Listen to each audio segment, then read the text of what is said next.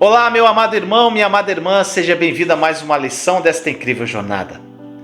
A lição de hoje é pintando a imagem. Olha só, o nosso coração ele não pensa de modo racional. Como eu falei anteriormente, ele pensa em imagens que então são processadas pelo cérebro. O Reinhard, meu grande amigo, ele fala algo incrível. O coração é uma tela na qual pintamos uma imagem. A pintura é a palavra de Deus. Os pincéis são a meditação. E a imagem é a vida que Deus preparou para nós. Por exemplo, se você não pintou a imagem de um corpo saudável na tela interna do seu coração, será muito difícil, se não impossível, receber sua cura. E quando você aprender a fechar os olhos e se conectar com seu próprio coração, você vai descobrir que já existem muitas imagens pintadas nessa tela que Deus lhe deu. E se você viver pintando a imagem de uma vida bem-sucedida, saudável, frutífera, vitoriosa, isso é que você vai experimentar. Ainda que você passe por momentos difíceis na sua vida, eles não o preocuparão ou vão frustrar você. Lá no fundo você saberá que a imagem que você pintou é a verdade. Um exemplo, vamos supor que desde a sua infância você tenha um chamado para servir a Deus. E desde a sua adolescência você trabalhou muito e chegou a ser bem sucedido financeiramente. Você agora é um adulto. E o chamado ainda arde em seu coração para você ter o seu próprio ministério e seguir a vontade de Deus. Para isso, você terá que largar tudo: emprego, negócios, etc. O que você faz? Você larga tudo e começa a caminhar dentro do que Deus falou ao seu coração desde cedo. Você tem um conhecimento profundo da Bíblia. Você sabe que Deus é seu provedor e se Ele fez uma promessa para você, Ele irá prover os meios para que essa promessa aconteça. Você pode até citar vários versículos bíblicos sobre provisão, ensinar sobre eles, mas depois da sua decisão de largar tudo para servir o Senhor, pode estar passando por muitas dificuldades financeiras. Essas dificuldades podem não estar acontecendo por falta de conhecimento da palavra, mas resultado direto da imagem errada que você pode ter pintado no seu coração. Devido à sua criação religiosa, você pode ter pintado nele uma imagem de pobreza. E o que você tem que fazer? Pintar a imagem novamente. Mesmo sabendo que a Bíblia ensina claramente que Deus é bom Pai e quer suprir bem, em seu coração você pode estar se vendo pobre. E quando você tirar um tempo para pintar uma nova imagem, através da meditação nas verdades da palavra de Deus, começará a experimentar uma provisão sobrenatural incrível. Pense no que Jesus fez quando começou o seu ministério. Ele ensinou os discípulos a pintar imagens no coração deles. Ele não lhes disse simplesmente para confiarem que Deus os supriria. Jesus claramente instruiu os discípulos a observar os pássaros e as flores e como Deus os supria ricamente. Isso nada mais era que um convite para que eles mudassem o próprio coração, pintando nele uma nova imagem. E o nosso coração é como um tanque de água e nossa boca é como a torneira.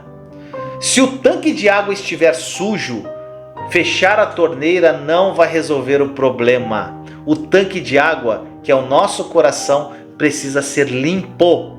Olha esse grande ensinamento de Jesus em Marcos 11, 22 e 23. Ali, ele diz aos seus discípulos que se eles ordenassem com fé a montanha e não duvidassem no seu coração, teriam o que dissessem. Marcos 11, 22 e 23. Respondeu Jesus: tenham fé em Deus. Eu lhes asseguro que se alguém disser a este monte, levanta-te e atire-se no mar, e não duvidar em seu coração, mas crer que acontecerá o que diz, assim lhe será feito. É muito interessante que Jesus não apenas disse que eles deveriam crer e não duvidar, mas especificamente que eles não deveriam duvidar em seu coração. Lembre-se, seu coração pensa em imagens. Portanto, quando você falar a montanha, ela jamais se moverá, se em seu coração você continuar vendo-a no mesmo lugar. Está entendendo? A dúvida pinta em seu coração uma imagem de fracasso, derrota, doença e por aí vai. Nós vemos esse princípio muitas vezes na Bíblia.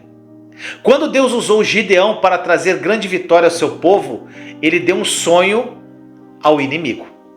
No sonho, o inimigo pintou uma imagem em seu coração. Ele viu um pão de cevada rolando colina abaixo e destruindo as tendas. E quando essa imagem foi pintada no coração, ela se tornou realidade. Pense nos 10 espias. Eles também pintaram uma imagem negativa no coração, vendo-se como gafanhotos aos olhos dos inimigos e até aos seus próprios olhos. Por ter escolhido pintar essa imagem no coração, eles não puderam entrar na terra prometida, que já havia sido dada a eles. Vamos lembrar ainda o que aconteceu com o nosso pai da fé, Abraão. Deus não apenas lhe prometeu um filho e muitos descendentes, mas também lhe pediu que pintasse uma imagem no seu coração. Deus lhe deu uma instrução clara para olhar a areia do mar e as estrelas do céu. Ao fazer isso, Abraão pintou uma imagem em seu coração que se tornou realidade. Neste momento, há uma imagem na tela do seu próprio coração, na qual você é o foco central.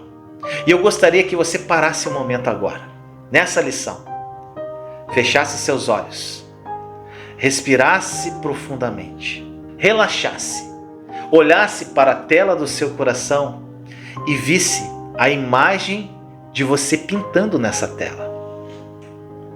Pense especificamente sobre as seguintes áreas: finanças, relacionamento com seus entes queridos, relacionamento com Deus, situação profissional. Depois você pega uma folha de papel, quando você fizer esse momento, e anote qual imagem você pintou de si mesmo em relação a cada uma dessas áreas. Relate no papel.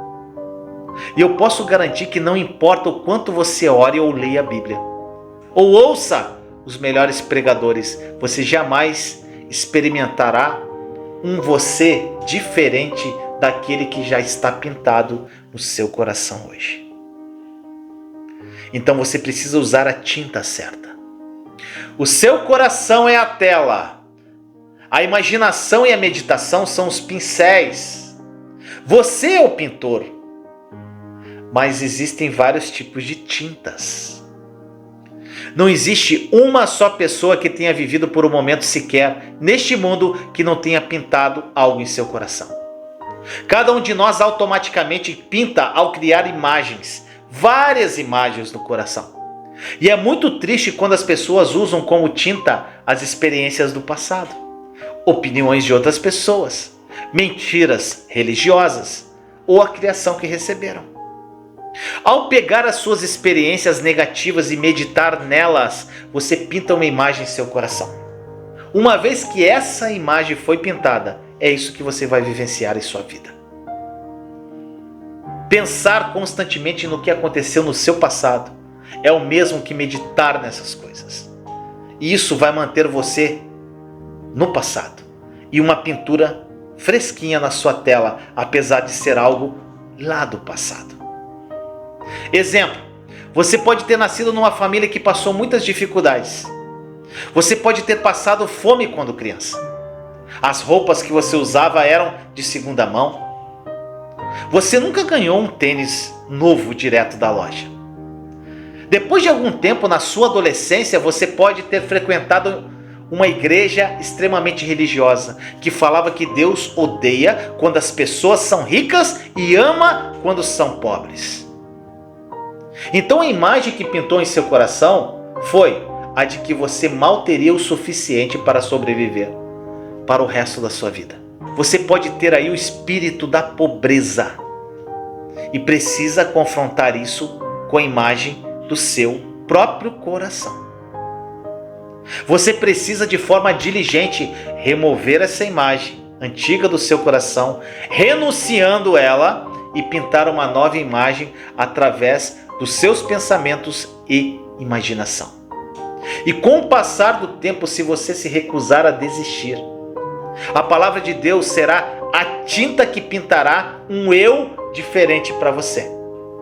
Você se verá como uma pessoa que jamais passará necessidade alguma, que sempre experimentará e desfrutará da provisão e da bondade de Deus.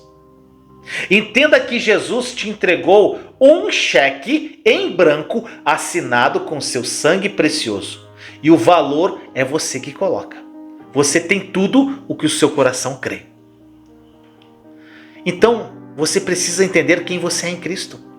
Você precisa pegar as verdades da palavra de Deus que diz sobre quem você é e do que você tem em Cristo e pintar a sua tela com essas palavras. Quanto mais clara a imagem se tornar, maiores serão as suas experiências. Todo cristão deve viver em saúde, em paz, em prosperidade, em alegria e no descanso de Deus. E geralmente temos a crença errada de que o problema são as nossas circunstâncias, o que obviamente não é a verdade.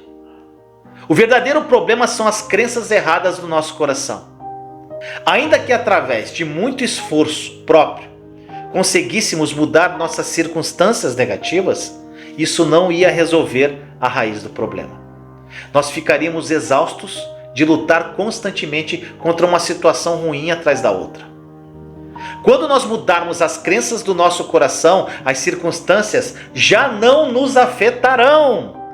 No fim das contas, sempre teremos o que o nosso coração acredita.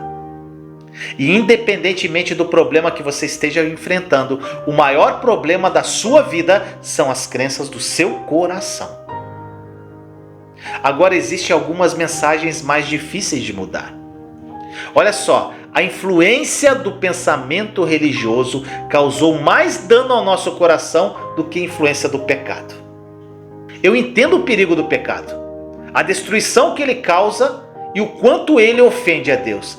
Eu também entendo como as vidas são destruídas pelo pecado.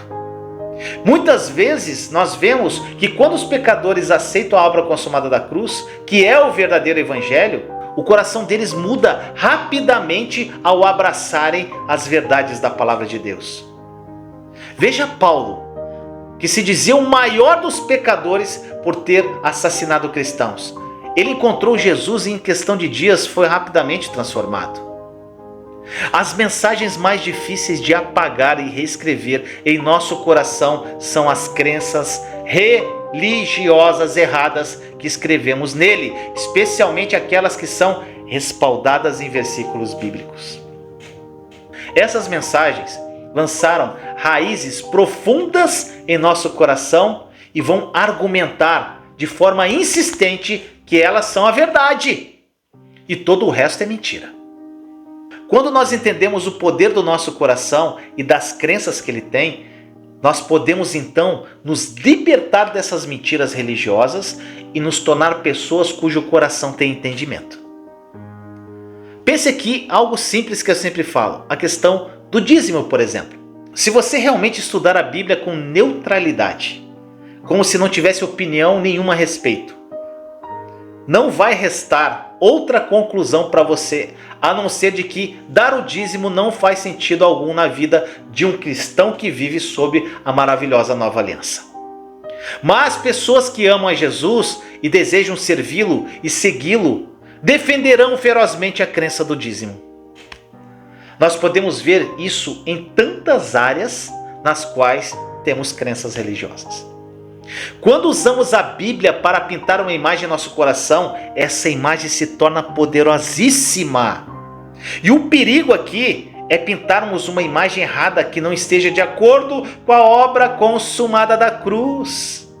Veja o apóstolo Pedro em Atos 10, que até discutiu com o próprio Deus depois que ele o colocou em transe e disse 3 vezes para comer a carne. Pedro, ele tinha crenças erradas no coração, baseada na lei de Moisés, que eram respaldadas por verdades bíblicas. E Deus teve que confrontar a Pedro em relação a essas crenças. Caso contrário, o evangelho jamais teria chegado à Europa. Ao pensar sobre os fariseus, por exemplo, nós vemos que eles tinham dificuldade em aceitar Jesus e seu maravilhoso ministério. Por quê? Geralmente nós pensamos que os fariseus eram maus. Mas eu entendo a dificuldade que eles enfrentavam. A questão era o coração deles, que estava cheio de crenças respaldadas pelas Escrituras, o que se tornava difícil de mudar. E obviamente nós sabemos que essas imagens eram erradas. O que eu estou querendo mostrar aqui? Se tivermos crenças erradas do coração, escritas nele com o respaldo de versículos bíblicos interpretados de forma errada, nós temos de reconhecer isso, que devemos ser diligentes para mudar essas crenças. Senão você nunca vai viver os sonhos de Deus. E eu gostaria de terminar essa lição com uma declaração. Declare assim comigo: Pai Celestial, o Senhor é tão bom. O Senhor já me supriu com tudo o que eu preciso e já me deu a tinta, o pincel e a tela.